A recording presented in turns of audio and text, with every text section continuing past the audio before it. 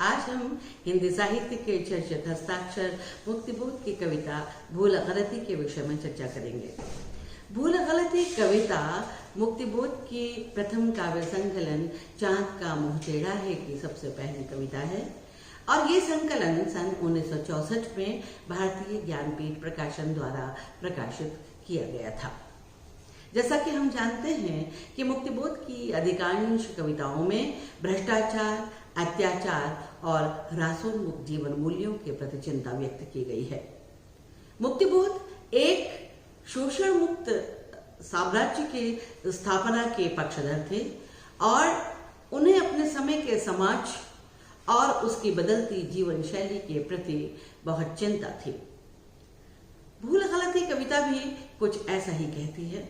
भूल गलती वस्तुतः तत्कालीन समाज के भ्रष्टाचार को ही चित्रित कर रही है। इसमें कवि ने एक निरंकुश बादशाह को चित्रित किया है जो भ्रष्टाचार का ही प्रतिरूप है और इसके दरबार में समाज के सभी वर्ग के लोग सिर झुकाए इसकी आज्ञा को पालन करने के लिए तत्पर खड़े दिखाई दे हैं। यही नहीं, सत्य और ईमान भी यहाँ एक मुजरिम की तरह से इसके दरबार में जंजीरों में बंधा विवश खड़ा दिखाई देता है। कवि ने ये माना था कि समाज में जनता की उदासीनता और उसकी यथास्थिति की पक्षधरता ने ही भ्रष्टाचार को परिपुष्ट बनाया है। ये आम जनता की कायरता ही है जो कि कवि को बिल्कुल अच्छी नहीं लगती। ये आम जनता की भूल गलती है जो विरोध का साहस नहीं कर पा रही। लेकिन कवि कहीं न कहीं भविष्य के प्रति आशान्वित है। उसे विश्वास है कि भविष्य में कभी न कभी कोई न कोई इस जनता से ही सत्यनिष्ठ व्यक्ति आगे आएगा और न्याय का समर्थन करता हुआ वो क्रांति का बिगुल फूकेगा और उसकी इस क्रांति के शंखनाद के साथ ही समाज का परिदृश्य अवश्य बदलेगा। वे ये भी मानते हैं कि ऐसे ही व्यक्ति के नेतृत्व में मानवीय कोमल भावनाएं फिर से स्थापित होंगी और स्वार्थी, क्रूर और आतंकी साम्राज्य नेस्तनाबूद होगा। कविता का प्रारंभ कुछ इस तरह से होता है। भूल गलती आज बैठी है ज़रा बख्तर पहनकर, तख्त पर दिल के चमकते हैं खड़े हथियार उसके दूर तक, आंखें चिलकती हैं नुकीले तेज पत्थर सी, खड़ी हैं सिर झुकाए सब कतारें बेजुबा बेबस सलाम में, अनगिनत खेमों व मेहराबों थमे दरबारे आम में। एक सशक्त दृश्य बिंब के माध्यम से पाठक के मानस चक्षुओं के सम्मुख अस्त्र शस्त्रों में सुसज्जित एक बादशाह के दरबार को कवि ने बड़े समर्थ शब्दों के साथ प्रस्तुत किया है। ये निरंकुश बादशाह और कोई नहीं है बल्कि भ्रष्टाचार में लिप्त शहंशाह है जो तानाशाह है, हिंसक है और स्वार्थी है। आंखें चिलकती हैं नुकीले तेज पत्थर से, ये एक पंक्ति ही बताती है कि ये बादशाह बहुत हिंसक है और जिरह बख्तर पहनकर वाक्य उसके दुर्भेद्य रणनीति की ओर भी इशारा करती है। यहाँ आम जनता बेबस है, बेजुबान है और सलाम की मुद्रा में खड़ी है। स्थितियां इसलिए भी अधिक खतरनाक हो गई हैं क्योंकि जनता का विरोध का साहस ही नहीं है और वो इनसे समझौता करते हुए भ्रष्ट व्यवस्था को ही समर्थन दे रहा है। अनगिनत खंभों व मेहराबों में थमे, इस पंक्ति के माध्यम से कवि का मंतव्य है कि सत्ता के हाथ मजबूत करने के लिए चापलूस, भ्रष्ट और स्वार्थी पूंजीपति और बुद्धिजीवियों की कतार खड़ी है जिनका दृढ़ सुरक्षा घेरा इस शहंशाह को और भी अधिक मजबूती प्रदान कर रहा है। जिस प्रकार महल की दृढ़ता और भव्यता दृढ़ खंभों और सुंदर कलाकृतिपूर्ण मेहराबों पर टिकी रहती है, वैसे ही दुष्ट शासन व्यवस्था भी अपने चतुर्दिक फैले हुए दुष्ट चापलूस व्यक्तियों के सहारे ही टिकी रहती है। भ्रष्टाचार रूपी बादशाह इन्हीं से मजबूती पाता है। इस खूंखार शासक ने आम जनता के हृदय पर अपना डर बिठा दिया गया है। पंक्तियां आगे बढ़ती हैं और दरबार में सत्य और ईमान को एक अपराधी के रूप में प्रस्तुत किया गया है। सामने बेचैन घावों की अजब तिरछी लकीरों से कटा चेहरा कि जिस पर कांप दिल की भाप उठती है, पहने हथकड़ी वह एक ऊंचा कद, समूचे जिस्म पर लगतर झलकते लाल लंबे दाग, बहते खून में सुल्तानी निगाहों में निगाहें डालता, बेखौफ नीली बिजलियों को फेंकता वह कैद कर लाया गया ईमान। इन पंक्तियों में ईमान की बड़ी ही प्रभावोत्पादक चित्र प्रस्तुत है। भ्रष्ट व्यवस्था के बीच ईमानदारी सदैव तिरस्कृत होती है, सदैव प्रताड़ित होती है। ईमानदार व्यक्ति को अनवरत संघर्षों में जूझना पड़ता है। इसलिए कवि ने बेचैन घावों की अजब तिरछी निगाहें और तिरछी लकीरों से कटा चेहरा कहकर उसकी अभिव्यक्ति दी है। ये कवि क्या उस ईमानी व्यक्ति के अपमान, टूटन और पीड़ा को अभिव्यक्ति दे रहा है। उसके अंतस में प्रकंपित विद्रोह की झलक उसके मुख मुद्रा से प्रकट होती है। एक ऊंचा कद कहकर कवि ने उसकी ईमानदार श्रेष्ठ मनोवृत्ति को ही दर्शाया है। वो ये जानता है कि जो व्यक्ति ईमानदार होगा वो भ्रष्ट व्यवस्था के तहत सदैव दुत्कारा जाएगा और उसको कभी भी कोई सुविधा नहीं मिल सकती। ऐसी ही अभिव्यक्ति कवि ने अपनी एक अन्य चर्चित कविता अंधेरे में भी की थी, जहां पर एक सच्चे ईमानदार दृढ़निष्ठ व्यक्ति को रक्तालोक स्नात पुरुष के रूप में उन्होंने चित्रित किया था और उसे भी उन्होंने सदैव फटेहाल रूप में अभिव्यक्ति दी थी। यहाँ भी ईमान के समूचे शरीर पर फटे लत्ते ही हैं। निरंतर संघर्ष के फलस्वरूप लहूलुहान है, पर वह निडर है और बादशाह से आंखें मिलाकर बात करता है। वो अपने विद्रोह का खुलेआम प्रकट करने का साहस रखता है। इतिहास गवाह है कि सत्ता के आगे बड़े बड़े बुद्धिजीवियों ने सिर झुकाए हैं, क्योंकि वे अपनी सुविधाओं से वंचित होना चाहते ही नहीं। महाभारत काल में भी क्रूर सत्ताधीश दुर्योधन के सामने श्रेष्ठ से श्रेष्ठ भीष्म, द्रोणाचार्य, जितने भी ज्ञान वृद्ध, वयोवृद्ध, श्रेष्ठ विद्वत समाज थे, सबने सिर झुकाया था। यहाँ मुक्तिबोध भी राज दरबार में ईमान को प्रताड़ित होते हुए और बुद्धिजीवियों को चुप्पी साधते हुए दिखाते हैं। खामोश, सब खामोश मनसबदार, शायर और सूफी अल गजाली, इब्न सन्ना, अल बरूनी, आलिम व फाजिल, सिपह सालार, सब सरदार हैं खामोश। कवि ने अनेक फारसी और सूफी कवियों, बुद्धिजीवियों, दार्शनिकों, विचारकों, चिंतकों और विद्वानों के नाम ले लिए हैं। उनकी विवशता ये बताती है कि दरबार में इनमें से किसी के पास इतना साहस नहीं कि वो विरोध कर सके। यहां पर हम देखते हैं कि कवि का शब्द कौशल अद्भुत है। उन्होंने अपनी रचनाओं में वैसे तो सब जगह फारसी, अंग्रेजी, संस्कृत, तत्सम, तद्भव सारी भाषाओं का प्रयोग किया है, लेकिन यहाँ ये एक बादशाह के दरबार का चित्र प्रस्तुत कर रहे हैं, किसी राज दरबार का नहीं, तो अरबी फारसी के शब्दों की यहाँ पर झड़ी सी लग गई है। यही नहीं, राज दरबार का दृश्य उपस्थित करने में भी उन्होंने अतिरिक्त सावधानी बरती है और केवल अरबी फारसी के प्रसिद्ध विद्वानों की उपस्थिति ही यहाँ पर दिखाई है। आलिम व फाजिल, सिपह सालार, सब सरदार, मनसबदार, ये इब्न सन्ना इत्यादि ये शब्द इसी सत्य को प्रकट करते हैं।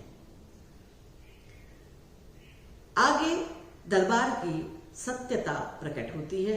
नामंजूर, उसको जिंदगी की शर्म की सी शर्त नामंजूर, हठ इनकार का सुल्तान खुद मुख्तार। यहाँ पर उस ईमानदार दृढ़ निश्चयी व्यक्ति का चित्र खिंचता है जो कि स्वाभिमानी है, उसे किसी प्रकार का समझौता मंजूर नहीं, वो सब शर्तों का दृढ़तापूर्वक उन्हें नामंजूरी देता है। ईमानदार सदैव सत्य का सहारा लेता है, सत्य पर डटा रहता है और यही उसकी खूबसूरती भी है। ईमानदार व्यक्ति किसी भी सुविधा की लालच में नहीं फंसता। वो स्वार्थ से भी दूर रहता है, लिप्सा से भी दूर रहता है। इसलिए भ्रष्टाचारी शासक के द्वारा फेंके गए किसी भी लालच के चुग्गे उसे स्वीकार नहीं होते और उसे वो इसे अपना अपमान मानता है और निडरता पूर्वक इसको अस्वीकार कर देता है। लेकिन उसका गर्व सिर बड़े गर्व के साथ उसका सिर ऊंचा खड़ा रहता है। कवि समाज के परिदृश्य को बदलने के लिए कुछ ऐसे ही दृढ़ निश्चयी साहसी व्यक्ति की तलाश में है। वे अभिलाषा करते हैं कि ऐसी समाज में ऐसे व्यक्तियों की दरकार है। इन्होंने अपने अधिकांश कविताओं में ऐसे चरित्र को रखा है। ये क्योंकि ये चरित्र कवि के दृष्टि में जनाकांक्षाओं के प्रतीक हैं। अंधेरे में कविता में ये रक्तालोकनाथ पुरुष के रूप में सामने आया है, तो भूल गलती कविता में ये ईमान के रूप में प्रस्तुति पा रहा है। कोई सोचता उस वक्त छाए जा रहे हैं सल्तनत पर घने स्याह, सुल्तानी जिरह बख्तर बना है सिर्फ मिट्टी का, वो रेत का सा ढेर शाहनशाह, शाही धाक का अब सिर्फ सन्नाटा। कवि ये स्पष्ट करता है कि यदि ऐसे निर्भीक व्यक्ति समाज में उपस्थित हो सके तो कोई कारण नहीं कि बड़ी से बड़ी भ्रष्ट राजनीतिक व्यवस्था नेस्तनाबूद हो सकती है। लेकिन ऐसा साहस होना जरूरी है, तभी इस साहस के बल पर अत्याचार का अंत संभव है। विद्रोह का एक दृढ़ पग समूचे सल्तनत को मिट्टी का ढेर बना सकता है।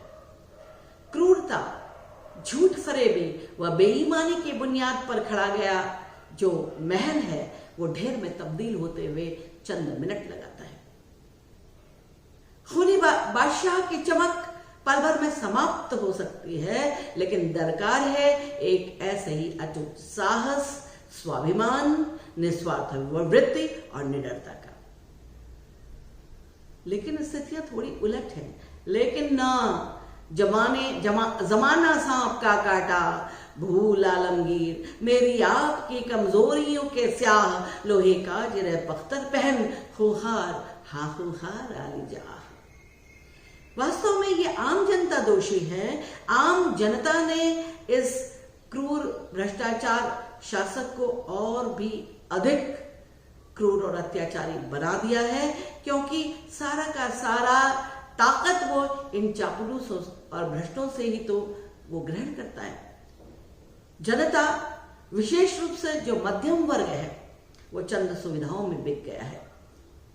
अधिकांश लोग आज के समाज में अनैतिकता के पुजारी हैं, वो चरित्रहीन हैं, वो सुविधाओं के आदी हो गए हैं और बेईमानी का जहर उनके नस नस में घुस गया है। वास्तव में जनता की ये कमजोरियां भ्रष्ट शासन को और भी अधिक मजबूत बनाती हैं। इन्हीं कमजोरियों के बल पर ही वो और भी बेखौफ है, दुर्दांत है और अत्याचारी है। किसी भी देश के राजनीतिक पतन में जितना सत्ताधीश दोषी होता है, उससे कम भागीदारी जनता की नहीं होती। और मुख्यतः मध्यम वर्ग जो कि बौद्धिक है, लेकिन वह भी जब यथास्थिति की पक्षधरता करता है तो स्थितियां और भी अधिक खराब होती चलती हैं, क्योंकि ये वो वर्ग है, ये इतना कमजोर वर्ग है कि जोखिम उठाने को प्रस्तुत ही नहीं है। वो जीवन पर्यंत चापलूस बना रहना चाहता है। इसी बल पर मूल्यों का उत्तरोत्तर ह्रास होता है। इसी कारण वो आंखें सच्चाई की निकाले डालता, सब बस्तियां दिल की उजाड़े डालता, करता हमें वह घेर बेबुनियाद बेसिर पैर, हम सब कैद हैं उसके चमकते ताम झाम में, शाही मुकाम में। भ्रष्ट सत्ताधीश अपने चतुर्दिक एक ऐसा तिलिस्म बुनते हैं कि मासूम जनता दिग्भ्रमित हो जाती है। वो उसके चिकनी चुपड़ी बातों के पीछे छिपे सत्य को पहचान ही नहीं पाती और उसके गुलाम हो जाती है। भ्रष्ट शासक आम आदमी के सारे के सारे सपनों को चूर चूर कर देता है। वो झूठ और फरेब के ताने बाने में जनता को ऐसा उलझाता है कि वो उसके आकर्षण में उसके पीछे बंधी चली जाती है और बाद में उसी भ्रष्टाचार के हाथों कठपुतली बनकर रह जाती है। जनता के स्वयं के सोचने समझने की शक्ति चुक जाती है और फिर धीरे धीरे उसका जो व्यक्तित्व है लुंज पुंज हो उठता है। यह स्थिति दो प्रकार से आती है, एक तो भोली भाली जनता जिससे सच्चाई का आभास नहीं, और दूसरी वो चाटुकार मध्यम वर्ग और वो उच्च मध्य वर्ग जिसमें आप पत्रकार, कवि, आलोचक, लेखक, लघु व्यवसायी, उद्योगपति सबको शामिल कर सकते हैं। वे भी आते हैं क्योंकि इन लोगों ने अपने विवेक को के ऊपर विवेक की आंखों में पट्टी बांध दी है। कवि ने अपने अंधेरे कविता में भी विवेक बघार डाला, स्वार्थों के तेल में कहा, और इसी विवेकहीन व्यवस्था को इन्होंने भूल गलती में भी दिखाया, जिसने पूरी की पूरी व्यवस्था को पतन के गर्त में धकेल दिया है। काव्य नायक अपने वक्तव्य में व्यवस्था के कारणों को तलाश रहा है कि कविता में अचानक मोड़ आता है। इतने में हमी में से अजीब कराह सा कोई निकल भागा, भरे दरबारे आम में भी संभल जागा। कोई एक ऐसा व्यक्ति है जो आम जनता के बीच भी भ्रष्ट व्यवस्था से निकल भागता हुआ इस कविता में दिखाया गया है। अब कवि भविष्य में कुछ भी घटित होने की प्रतीक्षा में है। अब जनता के मध्य उसे विश्वास है कि विरोध की कोई न कोई आवाज जरूर बुलंद होगी और फिर यथास्थिति नकारी जाएगी और परिवर्तन संभव होगा। कवि क्रांति की हलचल के मध्य मैं को जागते हुए दिखा रहा है। ये मैं और कोई नहीं है, ये बुद्धिजीवी वर्ग है, साहित्यिक वर्ग है, जिसने भ्रष्ट व्यवस्था के आगे घुटने टेक दिए हैं। कारण ये है कि ये वर्ग कीर्ति के प्रति, धन के प्रति, सुविधा के प्रति और इस लालच में फंसा हुआ है, इसीलिए वो सत्तारूढ़ वर्ग का यशोगान कर रहा है। ऐसे ही वर्ग को कवि ने अंधेरे में कृतदास, किराए के विचारों का उद्भास, रक्तपाई वर्ग से नाविनाल बद्ध या नपुंसक भोग शिरा जालों में उलझे कहकर अनेक प्रकार से लताड़ा है।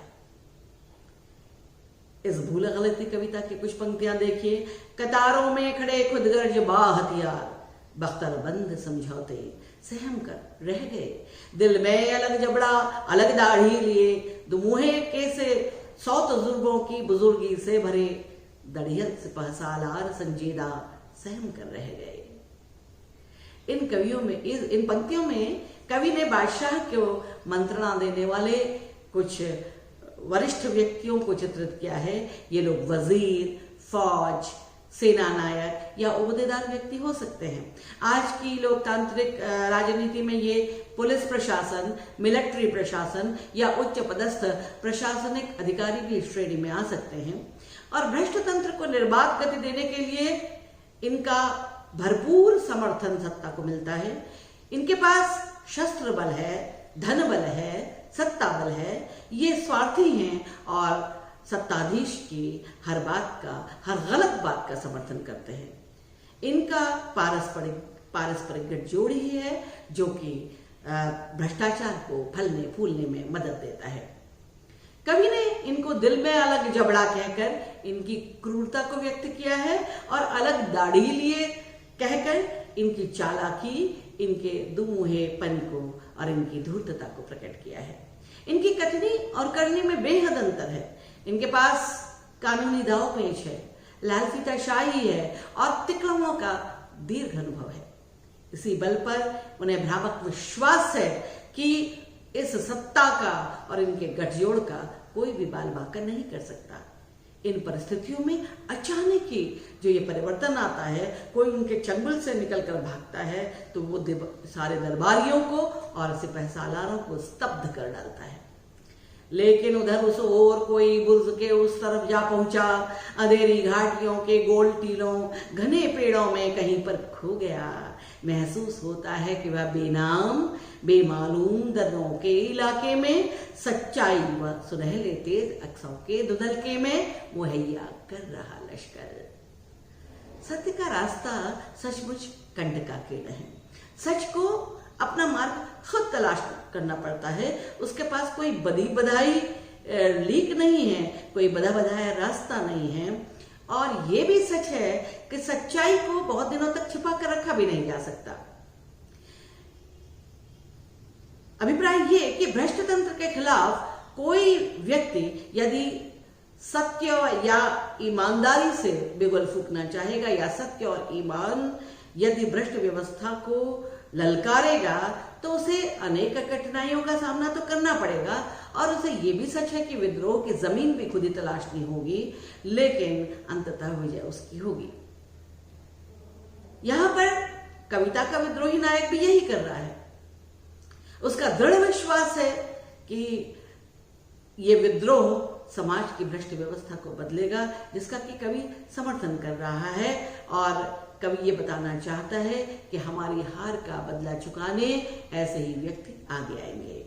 संकल्प धर्मा चेतना का रक्त प्लावित स्वर हमारे हृदय का गुप्त स्वर्णाक्षर प्रकट होकर विकट हो जाएगा।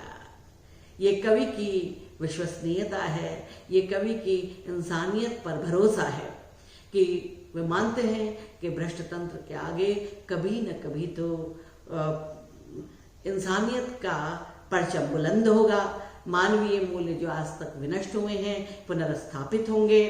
हम में आप में से ही कोई विद्रोही व्यक्ति खड़ा होगा और अपनी दृढ़ संकल्प शक्ति के बल पर वो क्रांति का नारा बुलंद करेगा, और तभी हमारी आशाएं पूरी होंगी। और ये क्रांति अगर भड़की, क्रांति की चिंगारी विकट ज्वाला के रूप में निश्चय ही एक दिन परिवर्तित होगी।